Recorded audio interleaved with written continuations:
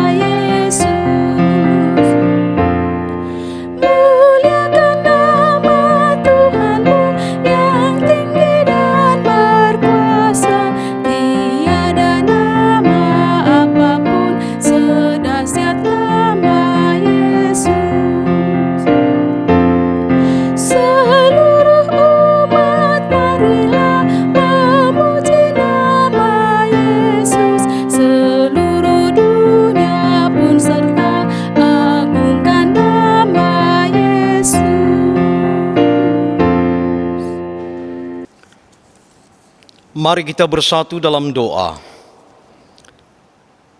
Puji dan syukur kami Tuhan, karena di malam hari yang indah ini, Engkau Allah yang kami imani, mengumpulkan kami selaku anak-anak-Mu untuk memuji memuliakan nama Tuhan dan beribadah dalam hati dan pikiran kami dalam ibadah keluarga ini.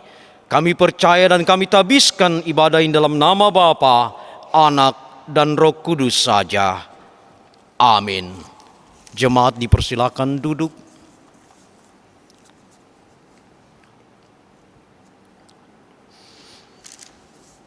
Mazmur berbalasan kita terambil dari Mazmur Fatsal yang ke-43, ayat yang ketiga sampai dengan ayat ke-4. Mazmur Fatsal 43, ayat ketiga sampai dengan ayat yang ke-4. Demikian Mazmur kita pada malam hari ini. Suruhlah terang-Mu dan kesetiaan-Mu datang, supaya aku dituntun, dan dibawa ke gunung-Mu yang kudus. dan ke tempat kediaman-Mu. Maka aku dapat pergi ke mesbah Allah, Menghadap Allah yang adalah sukacitaku dan kegembiraanku.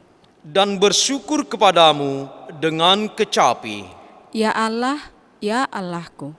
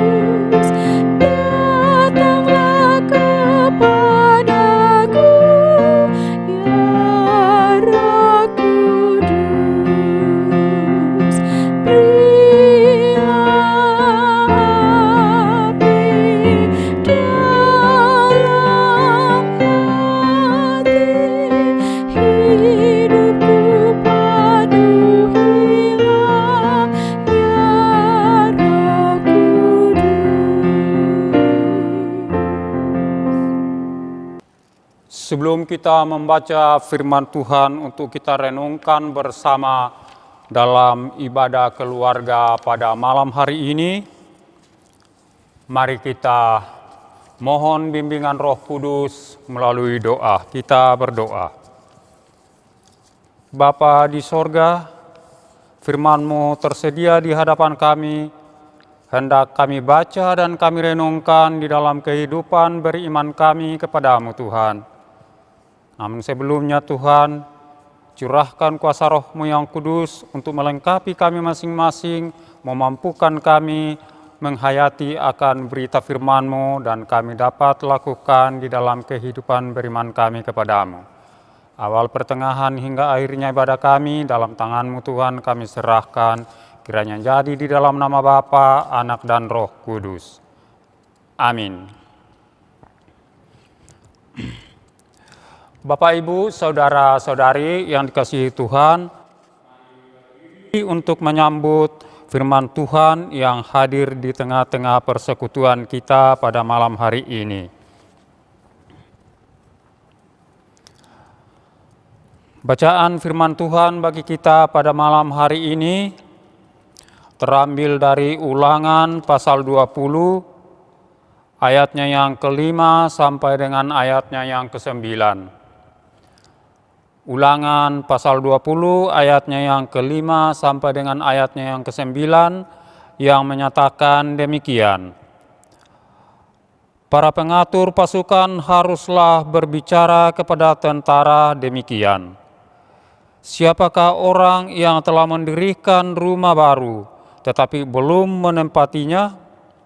Ia boleh pergi dan pulang ke rumahnya, supaya jangan ia mati dalam pertempuran dan orang lain yang menempatinya. Dan siapa telah membuat kebun anggur tetapi belum mengecap hasilnya? Ia boleh pergi dan pulang ke rumahnya, supaya jangan ia mati dalam pertempuran dan orang lain yang mengecap hasilnya.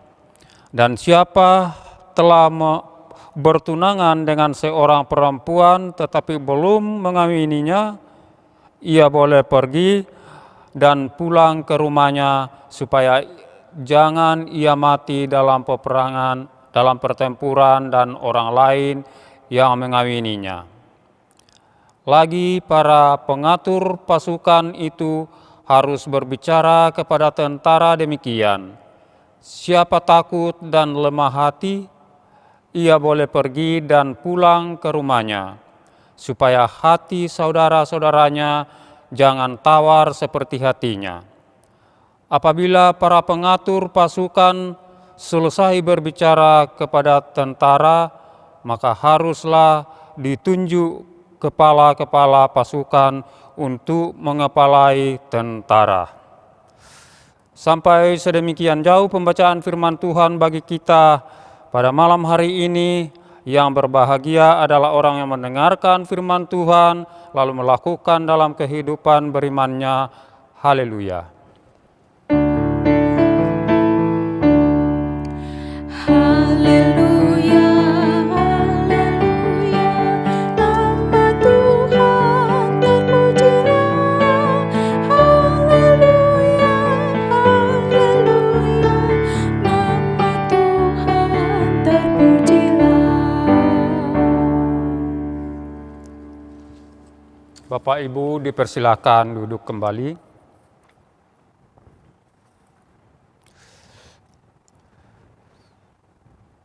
Bapak, Ibu, saudara-saudari yang dikasihi oleh Tuhan kita Yesus Kristus. Ibadah kita pada malam hari ini adalah ibadah keluarga. Dan kita disuguhi firman Tuhan melalui bacaan kita, yaitu Ulangan pasal 20 ayat 5 sampai 9 yang kita sudah baca. Kalau kita memperhatikan akan berita firman Tuhan bagi kita pada malam hari ini, maka di sana kita boleh beranggapan atau bisa berasumsi bahwa ada kejanggalan yang kita temukan di dalamnya. Karena kalau kita memperhatikan Judul daripada perikop kita pada malam hari ini yang mengatakan bahwa hukum perang. Kita sudah memahami persis akan kehidupan bangsa Israel setelah keluar dari tanah Mesir menuju ke tanah perjanjian, bahwa peperangan itu di dalam kehidupannya adalah harga mati. Bila dia menjumpai orang-orang atau suku-suku atau kerajaan-kerajaan yang menghambat perjalanannya menuju ke tanah perjanjian. Namun setelah kita membaca firman Tuhan yang menjadi renungan kita pada malam hari ini, yaitu ayatnya yang ke-5 sampai dengan ayatnya yang ke-9, di sini kita menemukan adanya pengecualian bagi orang-orang tertentu untuk bisa tidak mengambil bagian di dalam peperangan. Seperti yang kita melihat, ada 4 kategori orang yang diperkenankan tidak mengambil bagian di dalam perang. Yaitu yang pertama dalam ayat yang ke-5 bacaan kita, yaitu orang yang memiliki rumah baru, tetapi belum menempatinya, dia diperkenankan untuk tidak ikut perang. Dan di dalam ayatnya yang ke-6, orang yang memiliki kebun anggur tapi belum mengecap hasilnya, juga diperkenankan untuk tidak mengambil bagian di dalam peperangan. Dan ayat yang ke-7, orang yang bertunangan tapi belum menikah, juga diperkenankan untuk tidak mengambil bagian di dalam peperangan. Dan pada ayat yang ke-8, orang yang takut dan lemah hati juga diperkenankan untuk tidak mengambil bagian di dalam peperangan. Kalau sepintas kita mau membaca firman Tuhan yang menjadi renungan kita pada malam hari ini, seolah-olah kita bertanya di dalam hati, kok ada yang dikecualikan? Mereka enak.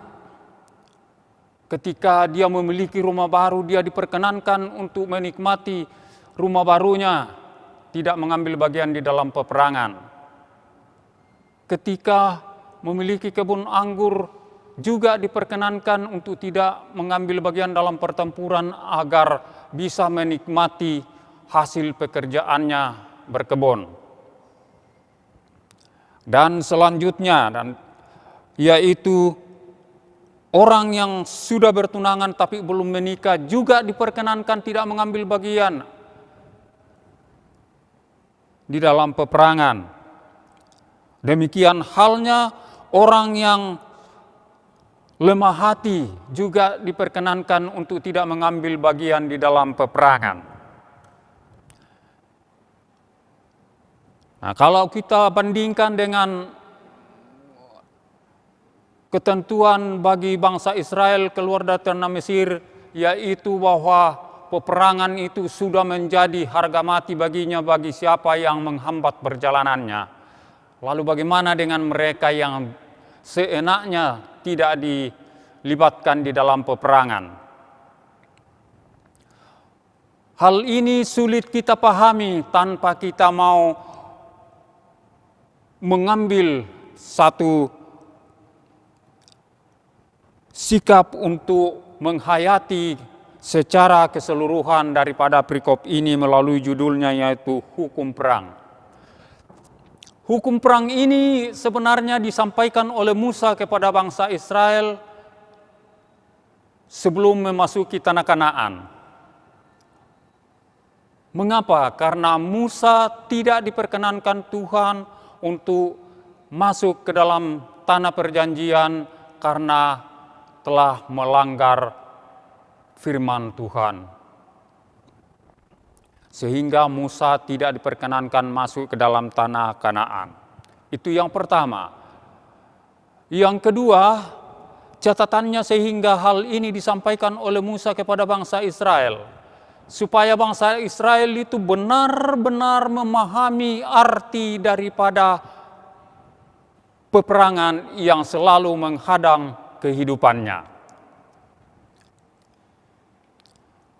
Arti daripada hukum perang ini disampaikan oleh Musa kepada bangsa Israel supaya mereka memahami maksud dari perang itu sendiri, yaitu bahwa perang itu tidak membutuhkan banyak tenaga, tidak membutuhkan banyak orang, tetapi membutuhkan ketulusan dan keikhlasan bagi siapa yang menghadapi perang itu sendiri. Musa mengharapkan supaya bangsa Israel itu benar-benar memahami bahwa menghadapi peperangan di dalam kehidupannya adalah soal biasa dan itu adalah tanggung jawabnya. Oleh karena itu, menghadapi peperangan harus dihadapi dengan penuh sukacita, dengan penuh kesungguhan, dengan penuh keikhlasan, rela berkorban tanpa mau mencari keuntungan di dalam kehidupannya sendiri-sendiri.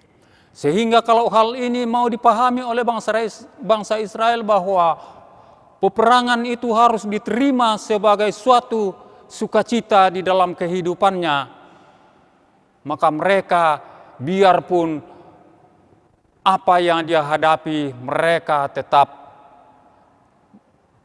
menghadapi dengan semangat yang berkobar. Mengapa kita katakan demikian? Karena kalau kita memperhatikan dari ayat-ayat yang sebelumnya, khususnya dari ayat 1 sampai ayatnya yang keempat, di dalam ayat yang pertama dikatakan, apabila engkau keluar berperang melawan musuhmu, dan engkau melihat kuda dan kereta, yakni tentara yang lebih banyak daripadamu, maka janganlah engkau takut kepadanya, sebab Tuhan Allahmu yang telah menuntun engkau keluar dari tanah Mesir menyertai engkau. Nah, kalau hal ini dipahami dengan sungguh oleh bangsa Israel, maka mereka tidak akan takut kepada siapapun yang dihadapi, sekalipun jumlah mereka jauh lebih banyak, sekalipun mereka berkereta kuda dan lain sebagainya, tetapi mereka tidak akan gentar menghadapi mereka sekalipun jumlah bangsa Israel jauh lebih minim dibanding dengan musuh-musuhnya. Tetapi kalau hal ini dipahami bahwa Tuhan yang menyertai mereka di dalam menghadapi segala peperangan hidupnya, maka bangsa Israel tidak akan takut dan gentar, tetapi dia tetap bersukacita bahwa Tuhan yang menyertai kita di dalam segala hal.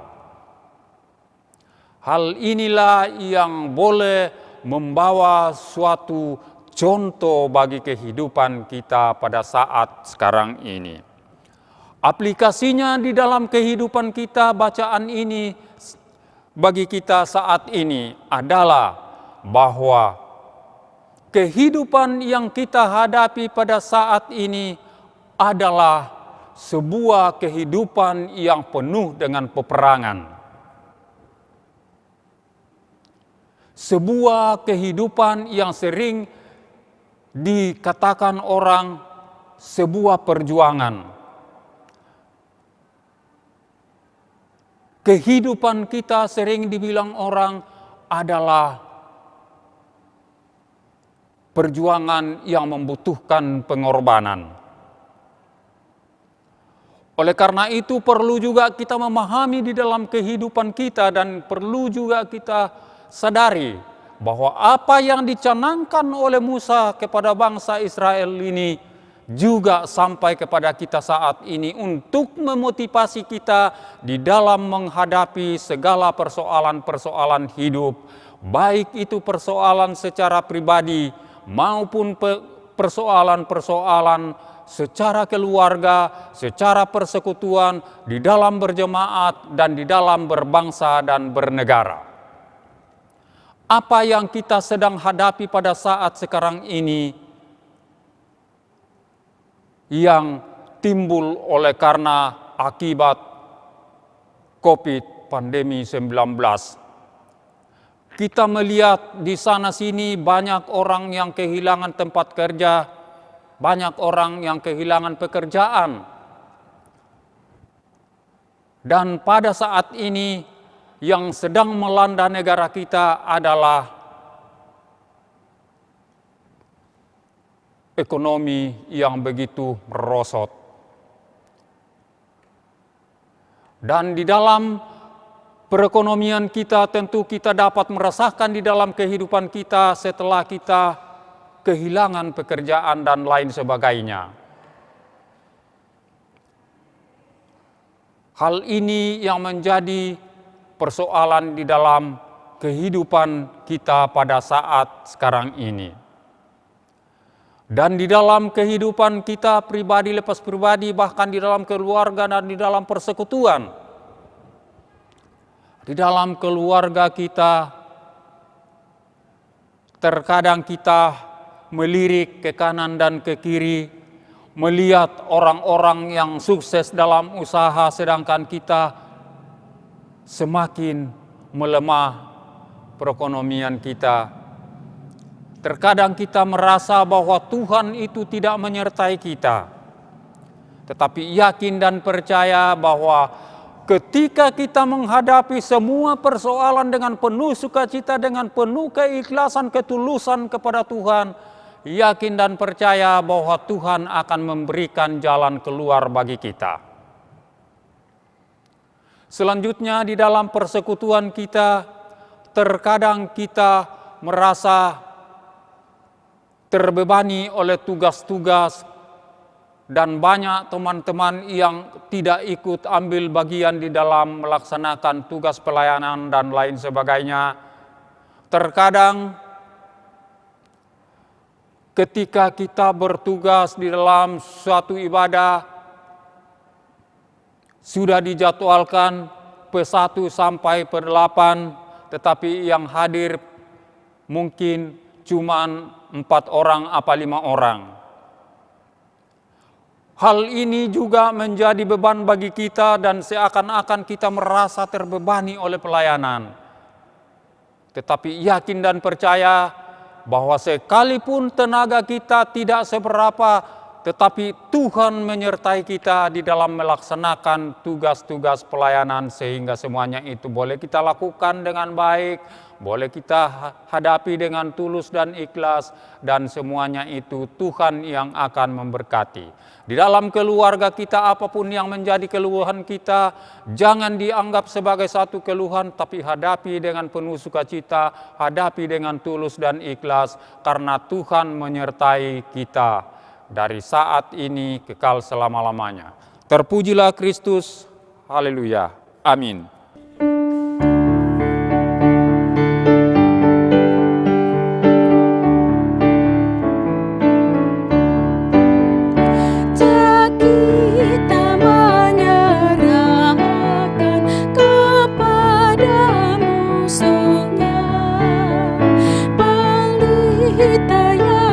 Bersinar di dalam dunia, tak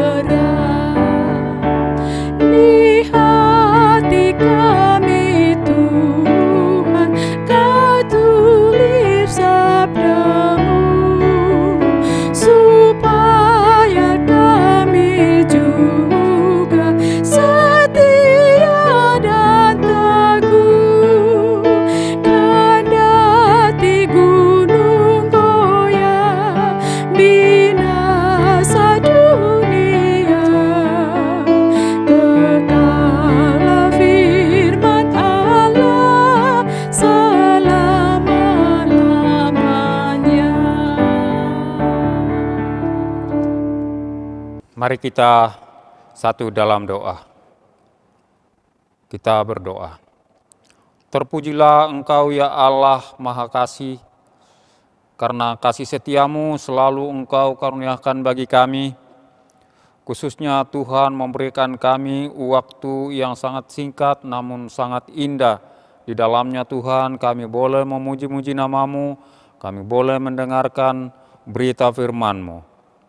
Semuanya ini karena kasih-Mu pada kami Tuhan, dan biarlah Tuhan memberkati dalam kehidupan kami, agar firman-Mu yang kami sudah dengarkan, boleh kami jadikan suluh dan pedoman di dalam seluruh langkah kehidupan kami. Biarlah semuanya ini Tuhan boleh memotivasi kami untuk menghadapi hal-hal yang senantiasa menghadang kehidupan kami. Dan biarlah semuanya itu boleh kami terjal dengan baik sesuai dengan pimpinan-Mu Tuhan. Bapa di sorga, kami mau berdoa kepadamu akan pemerintah kami di seluruh bangsa, khususnya bangsa Indonesia, dan biarlah di dalamnya ya Tuhan, Tuhan memberikan kemampuan untuk mengatasi akan segala hal-hal yang selalu mengganggu akan kelanjutan kehidupan kami di dunia ini.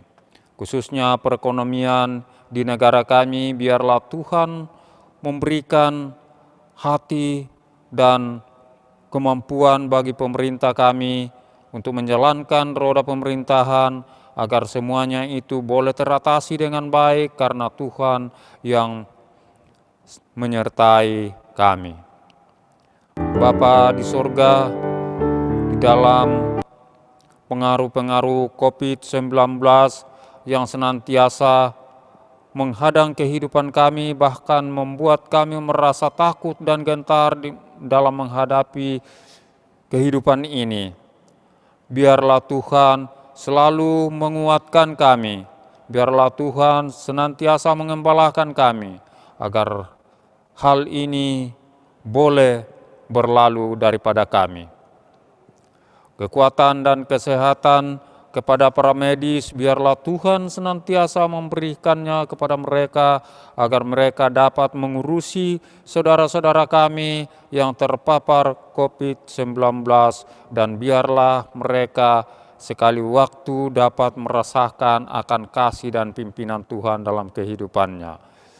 Orang-orang yang sakit dan sedang dirawat di rumah sakit dimanapun berada, biarlah Tuhan menyertai mereka, memberikan semangat juang bagi mereka, dan biarlah semuanya itu boleh dijalani dengan baik, karena Tuhan memelihara dan sekali waktu dapat merasakan akan kasih Tuhan di dalam kehidupannya, dan nama-Mu dipuji dan dimuliakan. Allah Bapa dalam surga, kami mau berdoa kepadamu akan segenap presbiter di dalam jemaat pelayanan kami, jemaat Patmos. Biarlah Tuhan selalu memberikan kemampuan dan kekuatan. Biarlah Tuhan senantiasa menyertai akan segenap petugas-petugas di dalam jemaat kami, agar boleh menjalankan tugas dengan baik di dalam pelayanan, dan umat-Mu selalu mendapat pelayanan dengan baik demi hormat dan kemuliaan nama-Mu Tuhan. Allah Bapa dalam surga, kami mau berdoa kepadamu akan segenap orang tua kami yang sudah lanjut usia dimanapun berada di jemaat kami khususnya. Biarlah Tuhan senantiasa memberikan semangat hidup, agar di dalamnya itu boleh menjalani masa-masa tua dengan baik, dan senantiasa menyerahkan seluruh persoalan hidupnya dalam tangan kuasa-Mu.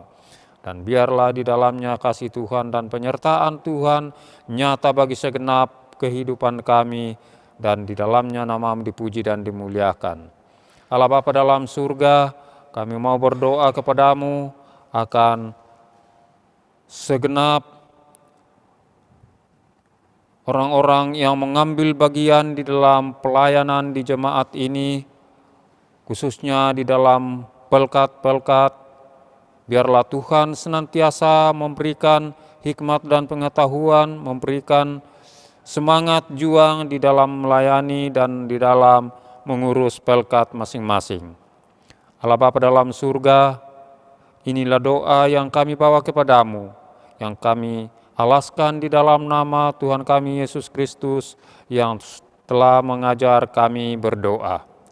Bapa kami yang di sorga, dikuduskanlah namamu, datanglah kerajaanmu, jadilah kehendakmu di bumi seperti di sorga. Berikanlah kami pada hari ini makanan kami yang secukupnya, dan ampunilah kami akan kesalahan kami, seperti kami juga mengampuni orang yang bersalah kepada kami. Dan janganlah membawa kami ke dalam pencobaan, tetapi lepaskanlah kami daripada yang jahat. Karena Engkaulah yang mempunyai kerajaan dan kuasa dan kemuliaan sampai selama-lamanya. Amin.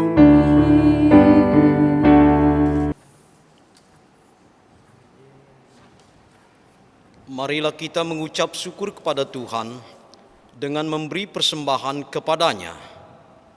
Dengarkanlah nas Alkitab yang terambil dari Roma pasal 12 ayat yang pertama yang berkata, "Karena itu saudara-saudara, demi kemurahan Allah, aku menasihatkan kamu supaya kamu mempersembahkan tubuhmu sebagai persembahan yang hidup, yang kudus, dan yang berkenan kepada Allah. Itu adalah ibadahmu yang sejati." Tuhan memberkati persembahan saudara.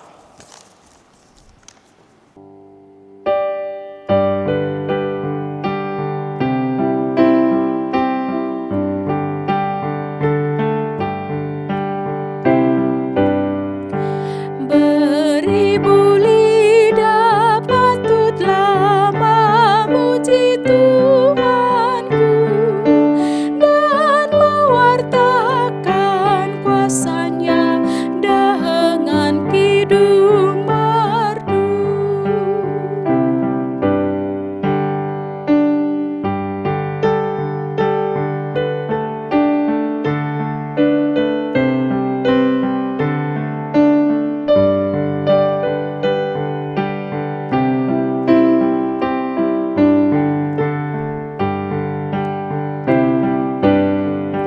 Yesus, namamu cukuplah menghibur yang sedih, membuat hati tenteram, merawat yang pedih. Jemaat diundang berdiri. Mari kita bersatu dalam doa. Puji dan syukur kami Tuhan karena di malam hari ini Engkau yang mengajarkan kami untuk menyampaikan persembahan syukur kami kepadamu. Pakailah persembahan syukur ini bagi pekerjaan pelayanan yang ada di gereja Patmos ini, dan pakai anak-anak-Mu untuk melakukannya bagi kemuliaan nama Tuhan. Di dalam nama Tuhan Yesus kami semua bersyukur. Amin. Pergilah dalam damai sejahtera Tuhan dan lakukan firman Tuhan yang telah kamu dengar.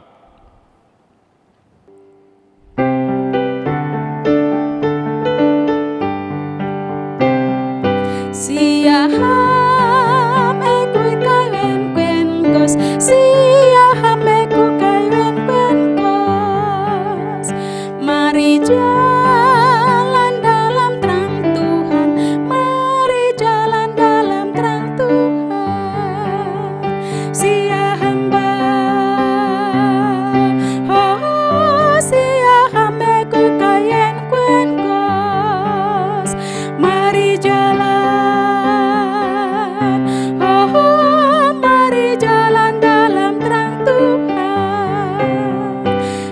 Pancarkan sinar terang Tuhan, hai pancarkan sinar terang Tuhan, hai pancarkan sinar terang Tuhan, hai pancarkan sinar terang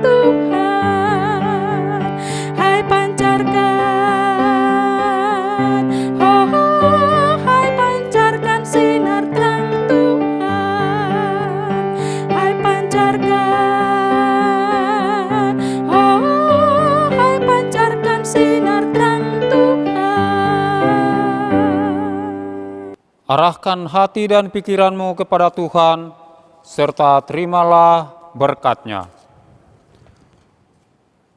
Kasih karunia Tuhan Yesus Kristus, kasih Allah Bapa dan persekutuan Roh Kudus menyertai kamu sekalian.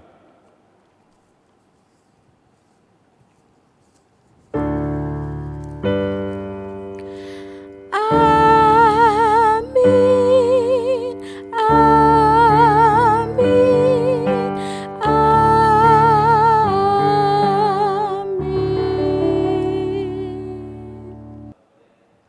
Salam damai, Tuhan Yesus memberkati.